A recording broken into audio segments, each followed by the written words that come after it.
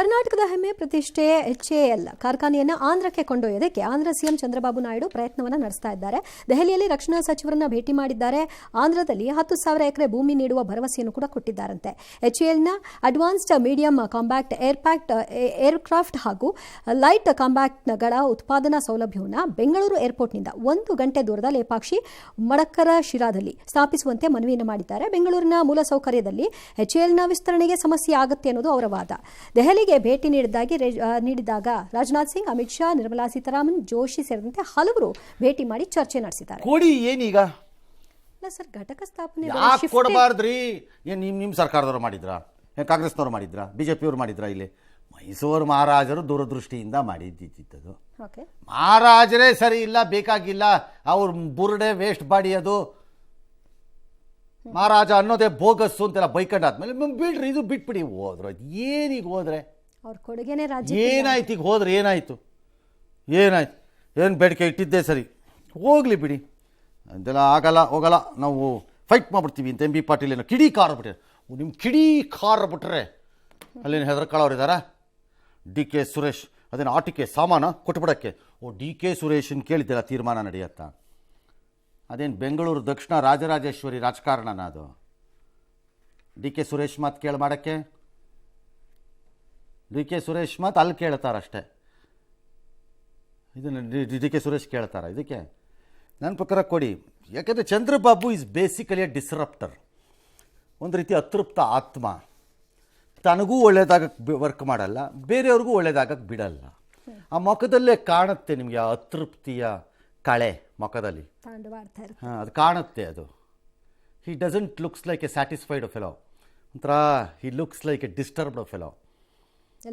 ಅವ್ರಿಗೆ ಅದೇ ಅದು ಗೋಜಲದು. ಹಾಗಾಗಿ ಹಿಂದೆನೂ ಮಾಡಿದ್ದಿದ್ದು ಇದೇ ಕೆಲಸ. ಅವನನ್ನು ಹಾಳು ಮಾಡು, ಇವನನ್ನು ಹಾಳು ಮಾಡು, ಇವನನ್ನು ಹಾಳು ಮಾಡು, ಅವನನ್ನು ಹಾಳು ಮಾಡು, ತಾನೂ ಹಾಳಾಗಿ ಹೋಗು.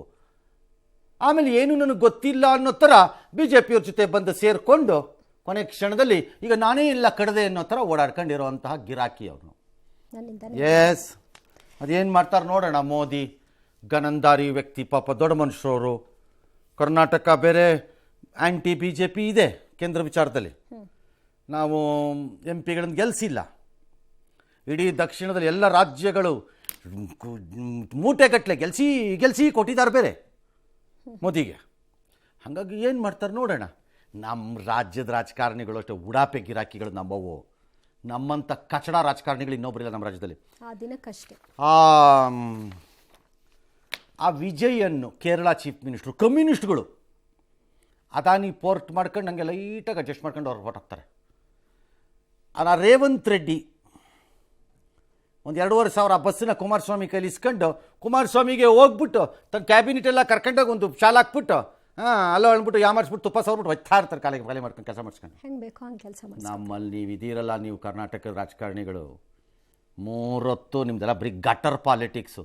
ಇಲ್ಲಿ ಯಾವನ ಮೇಲೆ ಕೇಸ್ ಹಾಕ್ಸೋಣ, ಯಾವನಿಗೆ 6 ವರ್ಷದ ಕೇಸ್ ಹಳೆಯದನ್ನು ಎಳ್ಕೊಂಬರೋಣ, ಯಾವನ ಮೇಲೆ ಎನ್ಕ್ವೈರಿ ಕಮಿಷನ್ ಮಾಡ್ಕೊಳ್ಳೋಣ, ನಾನು ಹೊಡೆದಿದ್ದನ್ನು ಹಿಂಗೆ ಮುಚ್ಚಿಟ್ಬಿಡೋಣ, ನಾನು ಹೊಡೆಯೋದೇ ಇಲ್ಲ ಅನ್ನೋ ಸತ್ಯ ಹರಿಶ್ಚಂದ್ರನ ಥರ ನಾಟಕ ಹೆಂಗೆ ಆಡೋಣ ಅಂತ ಈ ಗಿರಾಕಿಗಳು ನೀವು.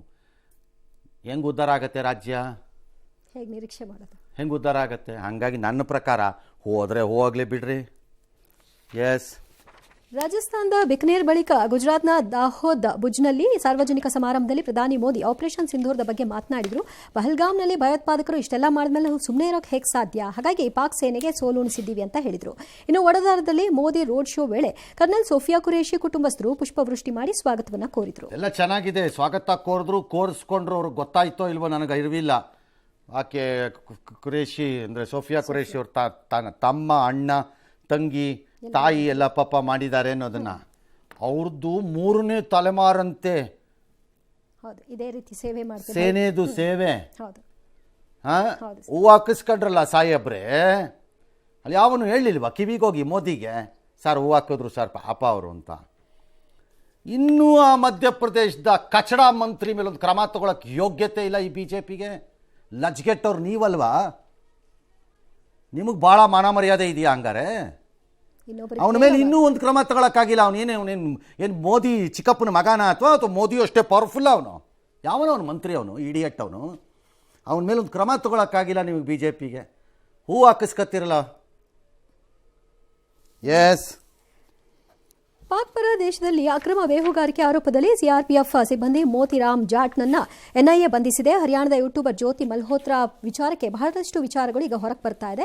6 ಬಂದೂಕುಧಾರಿಗಳು ಭದ್ರತೆಯನ್ನು ಒದಗಿಸಿದ್ರಂತೆ ಆಕೆ ಲಾಹೋರ್ಗೆ ಹೋದಂತಹ ಸಂದರ್ಭದಲ್ಲಿ. ಇನ್ನು ಸದ್ಯ ಜ್ಯೋತಿಯನ್ನ 14 ದಿನ ನ್ಯಾಯಾಂಗ ಬಂಧನಕ್ಕೆ ಒಪ್ಪಿಸಲಾಗಿದೆ. ಇನ್ನು ಲೋಕಸಭೆ ವಿಪಕ್ಷ ಉಪನಾಯಕ ಕಾಂಗ್ರೆಸ್ ಪಕ್ಷದ ಸಂಸದ ಗೌರವ್ ಗೊಗೊಯ್ ಪತ್ನಿ ಎಲಿಜಬೆತ್ ಪಾಕಿಸ್ತಾನದಿಂದ ಸಂಬಳ ಪಡಿತಾ ಇದ್ದಾರೆ ಅಂತ ಮಾಜಿ ರಾಜ್ಯಸಭಾ ರೆಪುನ್ ಸದಸ್ಯ ರೆಪುನ್ ಬರಾ ಅವರು ಆರೋಪವನ್ನು ಮಾಡಿದ್ರು.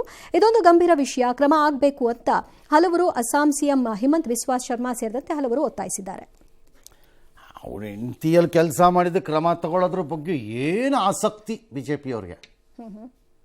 ನೀವೇ ಕಳಿಸ್ಬಿಟ್ಟ ಹೆಣ್ಮಗಳನ್ನ ಬ್ರೀಫ್ ಮಾಡಮ್ಮ ಮೀಡಿಯಾಗೆ ಅಂತೇಳಿ ಅವಳ ಮೇಲೆ ಕೆಟ್ಟದಾಗ ಮಾತಾಡಿದ್ದ ಒಬ್ಬನ ಮೇಲೆ ಕ್ರಮ ತಗೊಳಕ್ಕಾಗ್ದಾರೋ ಅಯೋಗ್ಯರು. ಏನೂ ಆಗಿಲ್ಲ, ನಮಗೇನು ಗೊತ್ತೇ ಇಲ್ವಲ್ಲ, ಹಂಗಾಗಿದೆಯಾ ಅಂತ ಓಡಾಡ್ತೀರಿ. ಸಿಂಧೂರಕ್ಕೆ ನಾನು ಕ್ರಮ ತಗೊಳ್ಳದೆ ಬಿಡ್ತೀನೋ ಅಂತ ಮೋದಿ ಕೇಳ್ತಾರೆ. ಏನು ಹಿಪೋಕ್ರಸಿಗಳ್ರಪ್ಪ ಎಲ್ಲರದ್ದು. ಅದಕ್ಕೂ ಒಂದು ಲಿಮಿಟ್ ಬೇಡವಾ? ಅವನು ಯಾವನವನು ಮಂತ್ರಿ, ಅವನು ಅಷ್ಟೊಂದು ಪ್ರೀತಿ ಮಾಡ್ಕೊಂಡು ಬಗಲಲ್ಲಿ ಇಟ್ಕೊಂಡು ಓಡಾಡ್ತೀರಲ್ಲ ಬಿ ಜೆ ಪಿನವರು ನೀವು. ಏನಾಗಬೇಕು? ಇನ್ನೊಬ್ರಿಗೆ ಬಂದು ಪಾಠ, ಇನ್ನೊಬ್ರಿಗೆ ಬಂದು ದೊಡ್ಡ ಬೋಧನೆ ನಿಮ್ಮದು.